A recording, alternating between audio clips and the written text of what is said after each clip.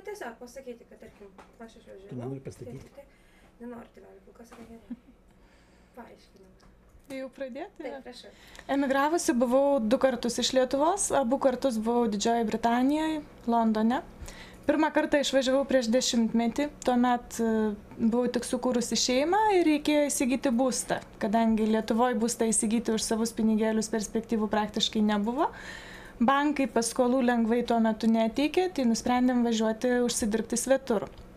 Prabuvome beveik 3 metus, susitaupėme pinigų būstų ir grįžom į Lietuvą, svajodami čia gyventi, kurti savo ateitį, auginti vaikus. Juolab, kad jau buvo gimusi mergaitė, norėjom, kad jinai augtų čia, matytų senelius, eitų į lietuvišką darželį.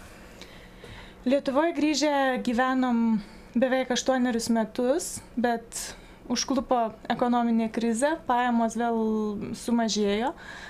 Kadangi turėjom banko paskolą, reikėjo ją nuolat atiduoti, taip pat yra mažametis vaikas, kuriuo reikėjo rūpintis. Ilgai svarstę, sumastėm važiuoti 2 kartą svetur, bet buvom sugalvoję važiuoti ne kažkuriam laikui, o jau šį kartą visam laikui. Norėjome važiuoti ten, išsivežti mergaitę, kad jinai lankytų ten mokyklą ir jau tolimesnę ateitį kurti Londone. Tačiau, kad ir kaip būtų gerai besisekę, tenai turėjom ir darbas visai patiko. Tiesa, grįžau aš į tą patį darbą, kuriame grįžau ir prieš 10 metų, tad jokių naujovių nebuvo, tas pats kolektyvas, tos pačios pareigos, viskas kaip ir žinoma, streso nebuvo. Tačiau susipažinę giliau su švietimo sistema, su mokyklomis, nusprendėm, kad vis dėlto mūsų vaikui geriau augti Lietuvoje.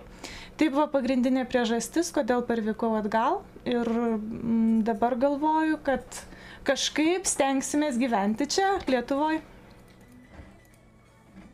Apie Europos Sąjungą, kad savivaldybė galėtų padėti tarpininkaujant ieškant partnerių, ne, o tos mūsų srities daleiskim tų partnerių. Ir toks informacinis gal galėtų padėti marketingė, reklamoje. O taip, ko iš jos daugiau norėtų iš tos savivaldybės. Jie mums pinigų neuždirbs ir ar pasiūt man nepadės. Tai va. Kas liečia pačią aplinką verslo, jeigu imant, mes užsiimam namų tekstilę, nuo 2002 metų UAB Avytė, buvo individuali įmonė, po to tapo UAB. Tai kadangi Alytus yra vienas iš, ne tai kad Pabaltijo, čia iš viso regiono didžiulio buvo lyderių, kai su Alytaus medvilne, tai specialistų, siuvėjų, ta prasme,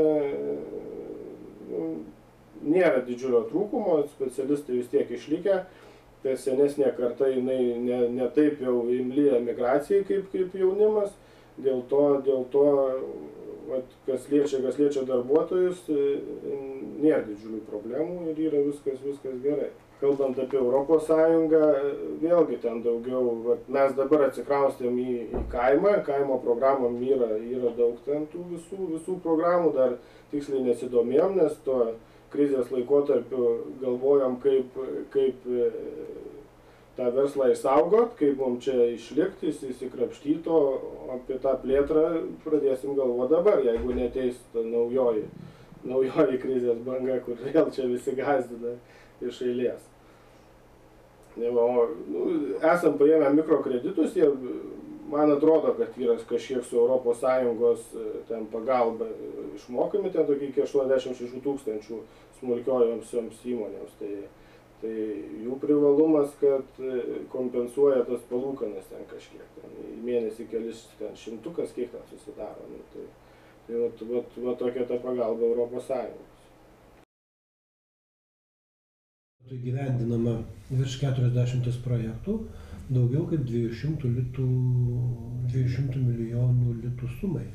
Tai iš tikrųjų daug europinių projektų su Europos struktūrinių fondų pagalba ir pagrinde yra tvarkomos viešoji infrastruktūra, aikštės, skverai, gerinama gyventojų aplinka.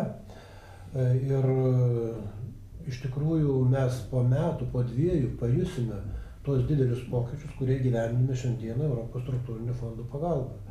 Na, bet to noriu pasidžiaugti, kad mūsų kontaktai su kaimininėmis valstybėmis, ypač Skandinavijos valstybėmis, vyksta ir, na, sakykime, savivaldybių lygmenių, mes diskutuojame demokratijos plėtojimo, viešojo valdymo, socialiniais, kultūriniais, švietimo projektais. Taigi Alytus iš tikrųjų ne veltui yra pelnęs Europos vėliavą ir Europos diplomą už tarptautinę veiklą.